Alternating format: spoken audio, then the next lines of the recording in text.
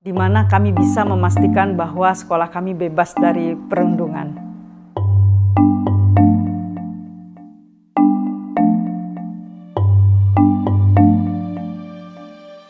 Saya mengidentifikasi masalah dan akar masalah dari rapor pendidikan dengan membaca skor capaian per indikator.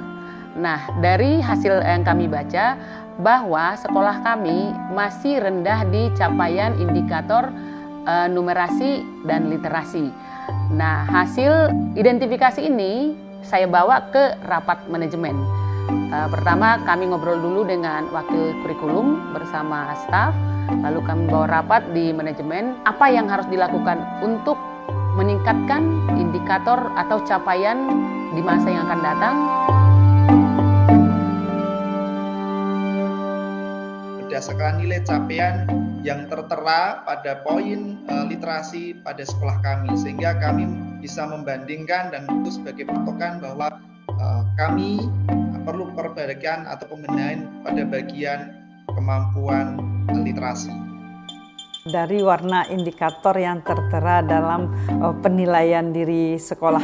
Misalkan yang menjadi prioritas bagi kami adalah warna merah, kemudian kuning dan biru dalam kondisi aman gitu. Kami melakukan identifikasi dari akar masalah untuk melihat indikator masalah yang ada di sekolah kami sehingga kami bisa melakukan pembenahan.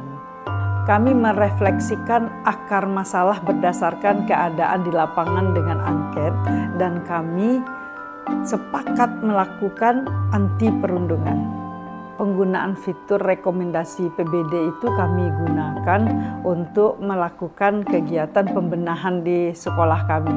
Bahkan dari PBD sudah ada rekomendasi langkah apa saja yang harus kami lakukan sehingga kami memprioritaskan kegiatan yang tidak menggunakan anggaran dulu yang kami lakukan pembenahannya.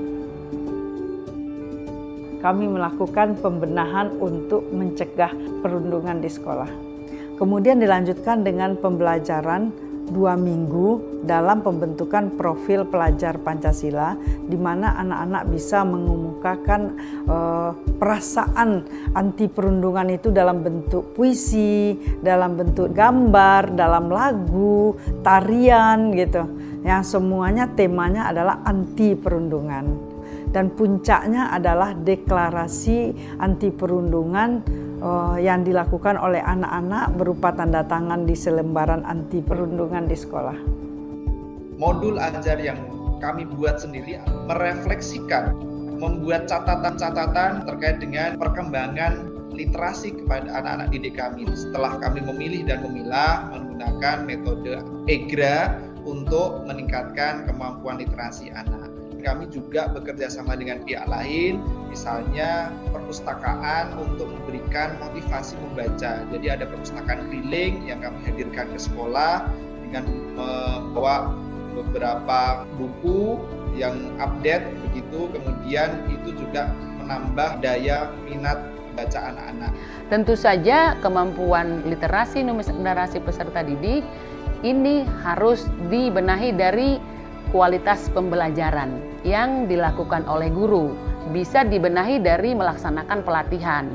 Ya, pelatihan yang hanya dilaksanakan di sekolah, jadi hanya butuh biaya untuk narasumber. Adapun narasumber yang kami undang itu memang yang profesional di bidangnya seperti dosen dari perguruan tinggi, lalu narasumber dari LPMP yang sekarang namanya BPMP, lalu profesional-profesional lain yang bisa melatih guru-guru kami meningkatkan kemampuan menyusun bahan ajar dan bahan penilaian terkait literasi dan numerasi.